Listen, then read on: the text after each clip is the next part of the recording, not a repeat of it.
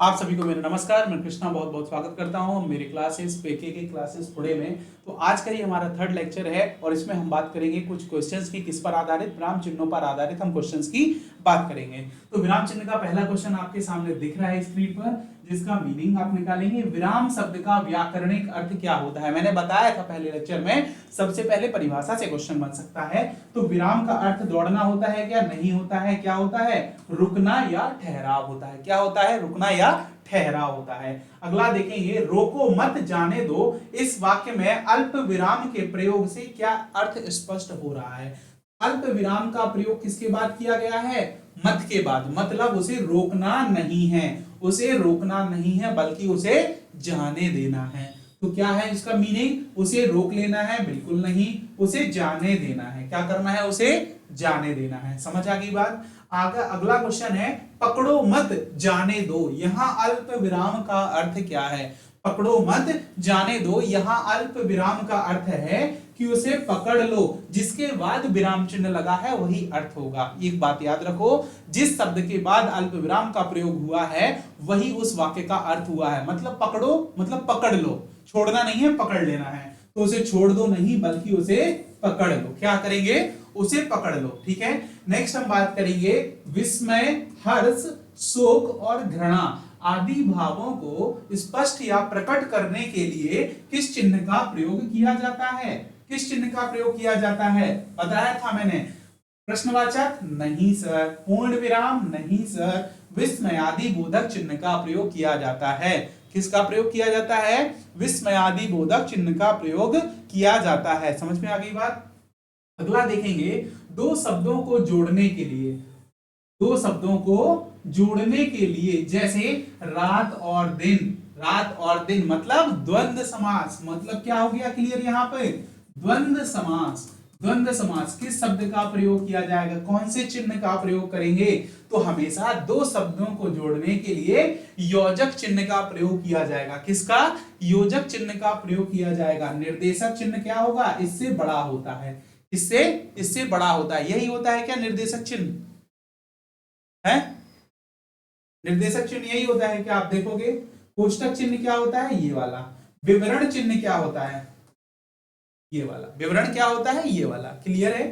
Next देखेंगे, किसी के कथन को ज्यों का त्यों, वैसे के वैसे, जैसे कि स्लोगन, परिभाषाएं, जैसे नारे हो गए, नारा बोला जाता है जिसे, या फिर हम बात करेंगे तो परिभाषा बोलते हैं, परिभाषा हो गई, या नियम हो गए। विज्ञान के क्या होते हैं? नियम हो गए। इनको प्रदर्शित करने के लिए उद्धरण चिन्ह का प्रयोग किया जाता है, वो भी दोहरे उद्धरण चिन्ह का। किसका? दोहरे उद्धरण चिन्ह का प्रयोग किया जाता है। लाघव चिन्ह का प्रयोग कहां किया जाता है? शब्दों को संक्षिप्त लिखने के लिए। किसके लिए? शब्दों को संक्षिप्त करने के लिए। संक्षिप्त लिखने के लिए। जैसे डॉक्टर के लिए हम क्या प्रयोग करते हैं? डा का प्रयोग करते हैं। राइट? समझ गए? हंस पद का प्रयोग कहां किया जाता है? तो आपने देखा होगा किताबों में, जब कभी हम लिखते लिखते कुछ चीजें बीच में छूट जाती हैं तो हम उन छूटी हुई चीजों के आगे एक छोटा सा ऐसा सिंबल बना देते हैं। कैसा? ये वाला सिंबल बना देते हैं और उसके ऊपर कुछ लिख देते हैं जो हमने छूट गया था। तो वो पद कहलाता है हंस पद। क्या कहलाता है? हंस पद। अर्ध विराम कहां होता है? पूर्ण विराम से कम और अल्प विराम से ज्यादा समय के लिए रुकने के लिए उसका प्रयोग किया जाता है। किसका? अर्ध विराम का। नेक्स्ट, किसी बड़े शब्द को संक्षेप में लिखने के लिए, जैसे डॉक्टर, किस चिन्ह का प्रयोग किया जाता है? कुछ नहीं लगाना है, सोचना है, लाघव चिन्ह का प्रयोग किया जाता है। किसका? लाघव चिन्ह का प्रयोग किया जाता है। राइट? ठीक है। आगे देखेंगे, तुम कहां जा रहे हो। जहां पर भी हमें कहां शब्द दिख जाएगा मतलब वहां पर प्रश्नवाचक चिन्ह का प्रयोग होगा। हमने क्वेश्चन भी नहीं पढ़ा और आंसर लगा दिया। आई बात समझ में? नेक्स्ट क्वेश्चन देखेंगे, लिखते समय यदि कोई शब्द छूट जाए, वही बोला ना मैंने कोई लाइन लिखी और बीच में मुझसे अचानक कोई शब्द छूट गया, तो क्या मैं वो लाइन दोबारा लिखूंगा? नहीं लिखूंगा, बल्कि जहां पर वो शब्द छूट गया है वहां पर हम क्या करेंगे? हंस पद लगा देंगे। हंस पद लगा देंगे। मान लीजिए मैंने कोई यहां पर शब्द छोड़ दिया, तो यहाँ पर मैं ऐसा एक सिंबल बना दूंगा, चिन्ह बना दूंगा, और इसके ऊपर जो भी लिखना है वो ब्रैकेट लगा के लिख दूंगा। ये कहलाता है हंस पद या त्रुटि बोधक चिन्ह। क्या कहलाता है? हंस पद या त्रुटि बोधक चिन्ह कहलाता है। ठीक है।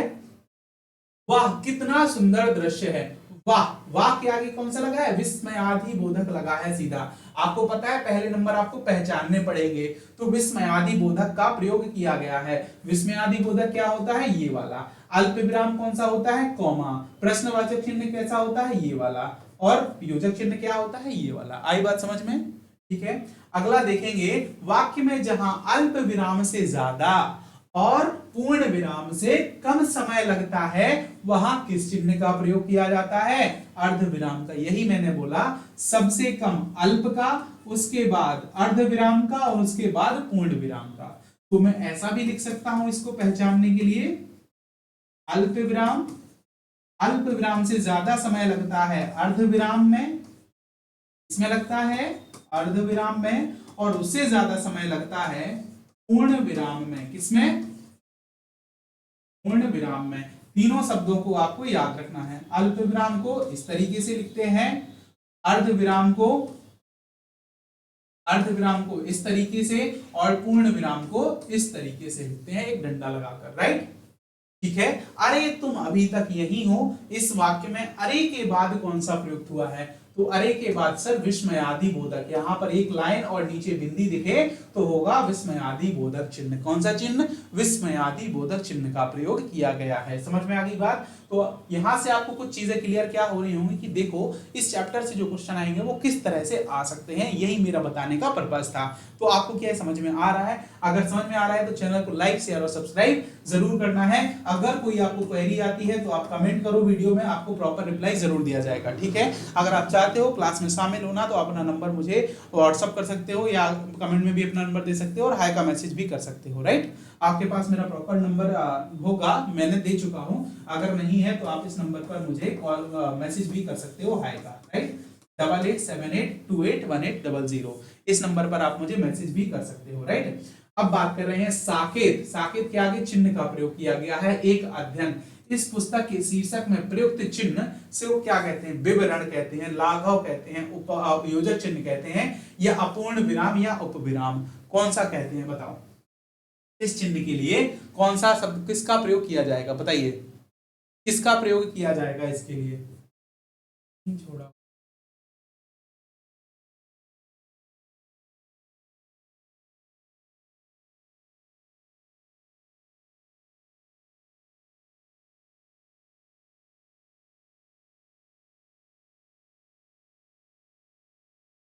समझ आया आपको इतना? साकेत एक अध्ययन। इस पुस्तक के शीर्षक में प्रयुक्त चिन्ह का प्रयोग क्या होगा? देखो मैंने विवरण चिन्ह पढ़ाया है। विवरण तो ये होता है, लाघव चिन्ह ये होता है, योजक चिन्ह ये होता है।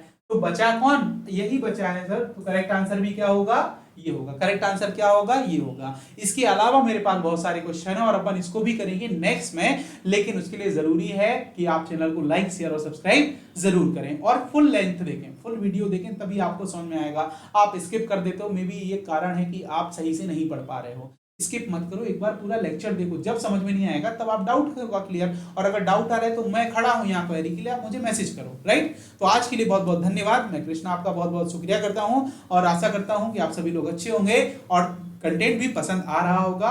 होपफुली आपकी तैयारी बहुत अच्छी चल रही है और आप सभी लोग सिलेक्शन भी ले लें। Right? Thank you so much.